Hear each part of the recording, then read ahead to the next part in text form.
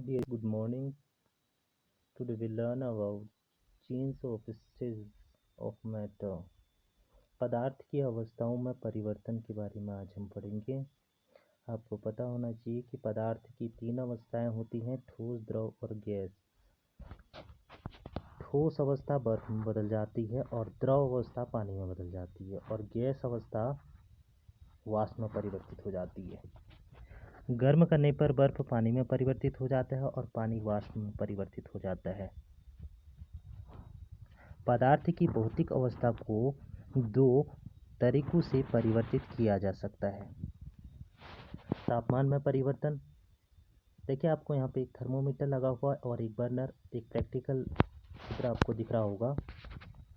सबसे पहले हम गलनांक मेल्टिंग पॉइंट के बारे में पढ़ेंगे। जिस ताप पर वायुमंडलीय दाब कोई ठोस पिघल कर द्रव बनता है उसे उसका गलनांक कहते हैं।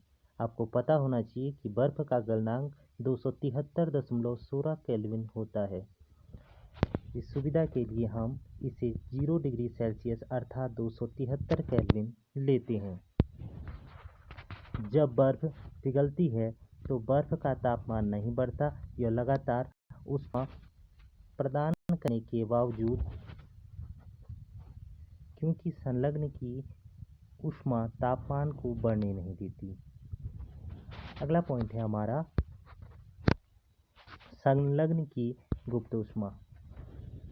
संलग्न की गुप्त ऊष्मा वायुमंडलीय दाब पर 1 किलोग्राम ठोस को उसके गलनांक पर द्रव में बदलने के लिए जितनी ऊष्मा की आवश्यकता होती है उसे उसकी गुप्त ऊष्मा कहते हैं। अतः गुप्त ऊष्मा 0 डिग्री सेल्सियस बर्फ के कणों की तुलना में 0 डिग्री पर पानी के कणों से अधिक ऊर्जा होती है। अगला हमारा बॉइलिंग पॉइंट, क्वथनांक। वह वायुमंडलीय दाब जिस पर द्रव उबलने लगता है उसे हम क्वथनांक कहते हैं, या कह सकते हैं वायुमंडलीय दाब पर वह तापमान जिस पर द्रव उबलने लगता है उसे क्वथनांक कहते हैं। और आपको पता होना चाहिए कि जल का क्वथनांक 273 केल्विन होता है और 100 डिग्री सेल्सियस से भी हम इसे प्रदर्शित करते हैं। तो आपको पता होना चाहिए कि केल्विन से सेल्सियस में कैसे बदलते हैं और सेल्सियस को केल्विन में कैसे परिवर्तित करते हैं। आइए शुरू करते हैं। आपको यदि दिया रहता है कि केल्विन से सेल्सियस में परिवर्तित करना है या सेल्सियस से केल्विन में परिवर्तित करना है, सपोज कीजिए आपको दिया है कि केल्विन से सेल्सियस में परिवर्तित करना है, तो आपको उसमें 273 माइनस कर देना है। ध्यानपूर्वक सुनिएगा। यदि आपको केल्विन से सेल्सियस में परिवर्तन करने के लिए कोई राशि दी जाती है तो आपको 273 उसमें घटा देना है, माइनस कर देना है। और यदि वहीं पर आपको कोई क्वेश्चन दिया रहता है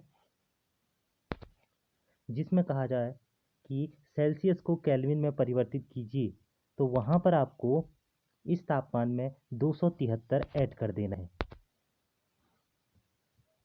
आइए शुरू करते हैं अगला टॉपिक, वाष्पन की गुप्त ऊष्मा। वाष्पन की गुप्त ऊष्मा वायुमंडलीय दाब पर 1 किलोग्राम द्रव को उसके क्वथनांक पर वाष्प में बदलने के लिए जितनी ऊष्मा की आवश्यकता होती है उसे वाष्पीकरण की गुप्त ऊष्मा कहते हैं। कुछ पॉइंट्स और भी हैं। जब जल को उबाला जाता है तो उसके तापमान में वृद्धि नहीं होती, तापमान 100 डिग्री सेल्सियस ही रहता है। इसका कारण ये होता है बच्चों, क्योंकि वायुमंडल की गुप्त ऊष्मा पानी के कणों के बीच के आकर्षण बल को तोड़ती है। अतः 100 डिग्री सेल्सियस तापमान पर वायु के कणों में उसी तापमान पर पानी के कणों की अपेक्षा अधिक ऊर्जा होती है। तापमान में परिवर्तन से पदार्थ की अवस्था को एक से दूसरे में बदला जा सकता है, जैसे कि हम यहाँ पे आरेख को देख सकते हैं। आपको यहाँ एक आरेख बना हुआ दिख रहा होगा। इसमें ठोस अवस्था, यदि हम इसे ऊष्मा देंगे तो यह द्रव अवस्था में बदल जाएगा, और यदि द्रव को हम शीतल करेंगे, ठंडा करेंगे, तो यह ठोस अवस्था में परिवर्तित हो जाएगा। वहीं हम द्रव को ऊष्मा देंगे तो यह गैसीय अवस्था में परिवर्तित हो जाएगा, और वहीं हम गैस को फिर से शीतल करेंगे तो यह द्रव अवस्था में परिवर्तित हो जाएगा। अगला टॉपिक है ऊर्ध्वपातन। कुछ ऐसे पदार्थ हैं जो द्रव अवस्था में परिवर्तित हुए बिना ठोस अवस्था से सीधे गैस अवस्था में बदल जाते हैं, उसे हम ऊर्ध्वपातन कहते हैं। उदाहरण के लिए आपने अपने घरों में कपूर देखा होगा।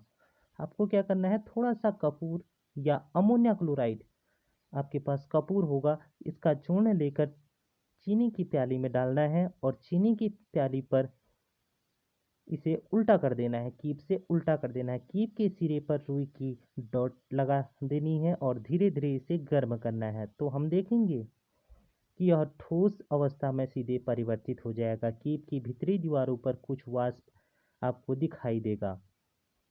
कल के टॉपिक में हम पढ़ेंगे दाब परिवर्तन का प्रभाव और ताप परिवर्तन का प्रभाव। आपको कुछ इसमें क्वेश्चन दिए जा रहे हैं, आपको इन्हें सॉल्व करना है।